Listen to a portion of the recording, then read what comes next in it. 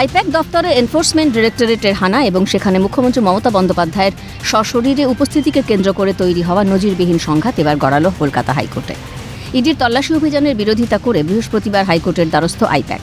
মামলা করার অনুমতি দিলেন বিচারপতি শুভ্রা ঘোষ। শুক্রবার সকালেই জরুরি ভিত্তিতে শুনানি হবে বলে জানা গিয়েছে।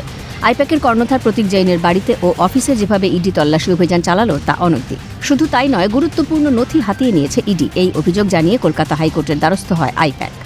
অন্যদিকে ইডির তল্লাশির সময় মুখ্যমন্ত্রীর উপস্থিতি তদন্তে ব্যাঘাত, এ বিষয়ে কলকাতা হাইকোর্টের দ্বারস্থ হয় ইডি। তবে বিচারপতির মন্তব্য, বৃহস্পতিবার কোনোভাবেই আবেদন করা যাবে না, নিয়ম মেনে শুক্রবার মেনশন করতে হবে। তাই ফের শুক্রবার 9 জানুয়ারি মেনশন করবে ইডি। একদিকে যেমন মুখ্যমন্ত্রীর তল্লাশিতে হস্তক্ষেপ করার বিষয়টি নিয়ে সওয়াল হবে, তেমনি ইডির তল্লাশির যৌক্তিকতা নিয়েও প্রশ্ন তুলবেন প্রতীক জৈনের আইনজীবীরা। এখন দেখার বিষয়, আইনি লড়াইয়ে পাল্লা কোন দিকে ভারী হয়। অভিরূপা হাজরার রিপোর্ট, ক্যালকাটা নিউজ।